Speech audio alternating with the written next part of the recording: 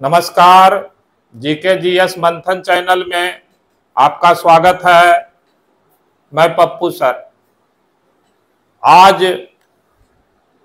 एक स्पेशल और current topic blood money यानी रक्त धन, खून का धन। ब्लड मनी ये इस्लामिक कानून में है और ब्लड मनी इस्लामिक कानून के अनुसार स्वीकार है। इस्लामिक कानून को शरीयत कानून भी कहा जाता है, शरीयत लॉ। और इस्लामिक कानून की 4 पुस्तकें मानी जाती है: कुरान, हदीस, इजमा और कयास। ये 4 इस्लामिक कानून की पुस्तक है। कुरान, हदीस, इजमा, कयास। ये 4 इस्लामिक कानून के पुस्तक मानी जाती है। और इस्लामिक कानून में मुख्य पुस्तक है कुरान। और कुरान में ब्लड मनी यानी रक्त धन को मान्यता दी गई है। आखिर ये ब्लड मनी क्या है, रक्त धन क्या है? तो देखिए, जिन देशों में इस्लामिक कानून लागू है, शरीयत लॉ लागू है, उन देशों में रक्त धन के सिद्धांत को मान्यता दी गई है। और रक्त धन का सिद्धांत पर अभी चर्चा इसलिए भारत में हो रही है कि भारत की एक नर्स यमन में नौकरी करने गई थी और यमन में वो विवाह भी की, लेकिन एक असामाजिक व्यक्ति जो उनका ब्लैकमेल कर रहे थे, शारीरिक शोषण कर रहे थे, उनके द्वारा हत्या हो गई। और यमन कानून के अनुसार अदालत ने उनको फांसी की सजा सुनाई है। अब उनको फांसी से बचने के लिए एक ही उपाय है, ब्लड मनी वो दें तो वो फांसी की सजा से मुक्त हो सकती है। आखिर ब्लड मनी क्या है? तो ब्लड मनी का सिद्धांत इस्लामिक कानून के अनुसार जो अपराध के पीड़ित हैं को यह अधिकार दिया गया है कि वे अपराधियों को कैसे दंडित करें। सिंपल शब्दों में अगर समझे तो जिनके ऊपर में अपराध हुआ है, जो पीड़ित पक्ष है, पीड़ित पक्ष को और पीड़ित पक्ष के परिवार को मृत्यु दंड की सजा में हत्या के मामले में पीड़ित पक्ष के परिवार को यह अधिकार है। अन्य के मामले में पीड़ित को यह अधिकार है कि अपराध करने वालों को वह कैसा दंड दें। अपराध करने वाले को क्या वह क्षमा भी करें? क्षमा करने के बदले जो धन दिया जाता है उसी को ब्लड मनी कहा जाता है। तो इस्लामिक कानून के अनुसार अपराध के पीड़ितों को यह अधिकार है कि वे अपराधियों को कैसे दंडित करें। हत्या के मामले में यह सिद्धांत पीड़ित के परिवार पर लागू होता है। मर्डर जिनका हो गया वो तो है नहीं, तो उस मामले में जिनका मर्डर हुआ है उनके परिवार को पर यह सिद्धांत लागू हो जाता है। तो हत्या के मामले में यह सिद्धांत पीड़ित के परिवारों पर लागू होता है। यद्यपि हत्या के लिए मृत्यु दंड का प्रावधान है, इस्लामिक लॉ भी कहता है कि हत्या के लिए फांसी मृत्यु दंड, लेकिन पीड़ित का परिवार, विशेष रूप से पीड़ित का उत्तराधिकारी, आर्थिक मुआवजे के बदले में हत्यारे को माफ करने का विकल्प चुन सकता है। यही है ब्लड मनी। यद्यपि हत्या के लिए मृत्यु दंड का प्रावधान है, लेकिन पीड़ित का परिवार में भी, विशेष रूप से पीड़ित का उत्तराधिकारी, जिनकी हत्या हुई है उनका उत्तराधिकारी, आर्थिक मुआवजे के बदले में हत्यारे को माफ करने का विकल्प चुन सकता है। यही है आपका ब्लड मनी। ये किसी भी मामले में भी हो सकता है। यह दिया का सिद्धांत है। जो ब्लड मनी का सिद्धांत है उसी को हम लोग दिया का सिद्धांत कहते हैं। यह दिया का सिद्धांत है, या जैसा कि इसे आम तौर पर रक्त धन यानी ब्लड मनी कहते हैं, कहा जाता है। दिया का सिद्धांत ब्लड मनी आम तौर पर कहते हैं। अब दिया का सिद्धांत या ब्लड मनी की बात करें तो इसका उल्लेख इस्लाम का सबसे पवित्र ग्रंथ कुरान में भी है। इसका उल्लेख पवित्र कुरान में भी मिलता है। अब प्रयोज्यता, आखिर ऐसा प्रोविजन, ऐसा प्रावधान क्यों किया गया है? रक्त धन के बदले अपराधियों को छोड़ने का प्रावधान क्यों किया गया?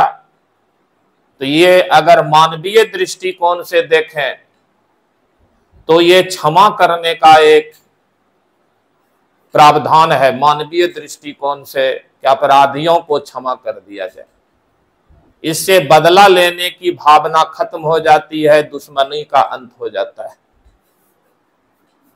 प्रयोज्यता, रक्त धन, अनजाने में हुई हत्या।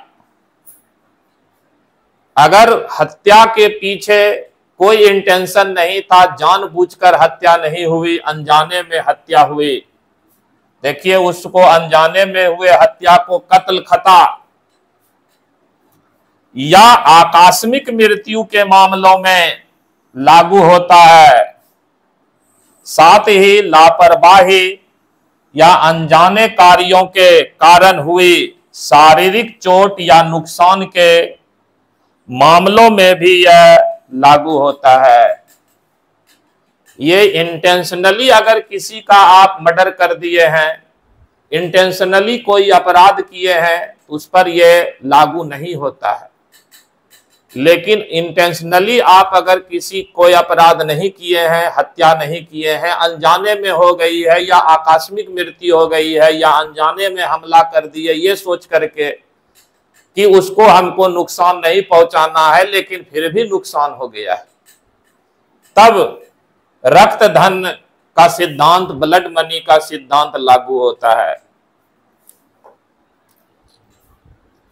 रक्त धन के व्यवहारिक नियतार्थ, आखिर रक्त धन का व्यवहारिक यानी कि प्रैक्टिकल लाइफ में, मानवीय लाइफ में क्या अर्थ है, क्या जरूरत है?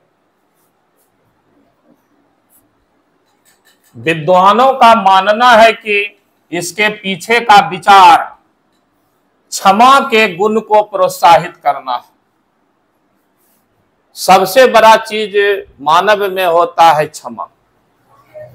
जिस व्यक्ति में क्षमा के गुण विद्वान है वो सबसे बड़ा गुण माना जाता है मानव में। साथ ही पीड़ित परिवार को सुधारात्मक न्याय प्रदान करना भी है। जो पीड़ित परिवार है उसको सुधारात्मक न्याय दिया गया, सुधारात्मक न्याय प्रदान करना भी इसका एक उद्देश्य है। दूसरा, जो इस्लामिक धर्म ग्रंथ है उसमें मुआवजे के रूप में कोई विशिष्ट राशि निर्धारित नहीं की गई है। ऐसा कहीं भी उल्लेख नहीं है कि किस अपराध को क्षमा करने पर क्या राशि निश्चित है।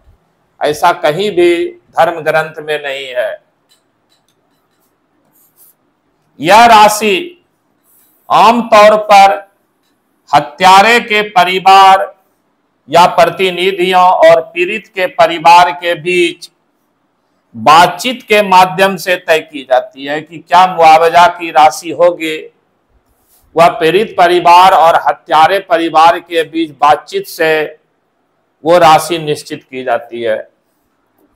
हालांकि कुछ इस्लामिक देशों ने न्यूनतम मुआवजा राशि निर्धारित कर दी है। मिनिमम जो है क्षतिपूर्ति की राशि कुछ इस्लामिक देश कानून बना करके कर दिया गया है।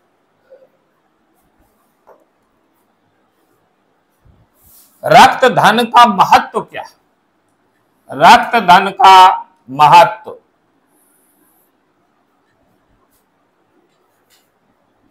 तो इस्लाम में पीड़ित परिवार द्वारा क्षमादान को अत्यधिक प्रोत्साहित किया जाता है और इसे पुण्य कार्य माना जाता है। तो इस्लाम में पीड़ित परिवार द्वारा क्षमादान को अत्यधिक प्रोत्साहित किया जाता है और क्षमा करना एक पुण्य कार्य माना गया है। दूसरा, रक्त धन का उद्देश्य प्रतिशोध या प्रतिहिंसा, जिसको कि इस्लाम में किसास कहा गया है, प्रतिशोध या प्रतिहिंसा, बदले की भावना के चक्र को रोकना है, जिससे आगे चलकर सामाजिक क्षति या संघर्ष हो सकता है। इसका देखिए बहुत ही मनोवैज्ञानिक ये कार्य है, मनोवैज्ञानिक कारण है कि प्रतिशोध से अगर प्रतिशोध करके लेंगे तो आगे भी प्रतिशोध की संभावना बनी रहेगी। बदले की जो इंसान में भावना है वो हमेशा आगे एक और हिंसा को जन्म देता है। तो ये जो ब्लड मनी है, इसका उद्देश्य है बदले की भावना को रोकना, हिंसा को फिर से होने से रोकना, इसके चक्र को आगे बढ़ने से रोक दीजिए, नहीं तो सामाजिक क्षति या संघर्ष हो सकता है। और इतिहास गवाह है कि हर हिंसा के बाद दोबारा प्रतिशोध के कारण, बदला लेने के कारण फिर हिंसा हुई। यह मेल मिलाप और आपसी समझ को भी बढ़ावा देता है।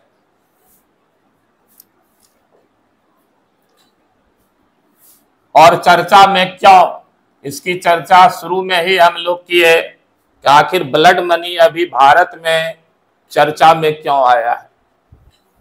तो भारत सरकार ने यमन की जेल से निमिषा प्रिया, इनको फांसी की सजा हुई है, निमिषा प्रिया, जिनके बारे में बताए कि यमन में नर्स के रूप में काम कर रही थी और इनको अदालत ने फांसी की सजा सुनाई है। यमन प्रिया की रिहाई के संबंध में प्रारंभिक चर्चा के लिए 40,000 US$ की राशि के हस्तांतरण को मंजूरी दे दी है। 40,000 की राशि को मंजूरी को हस्तांतरण के लिए दे दिया है।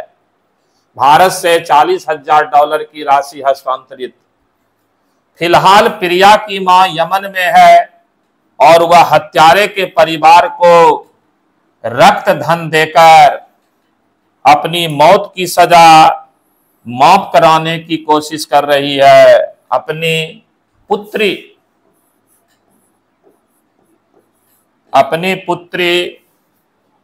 की मौत की सजा को माफ कराने की कोशिश कर रही है।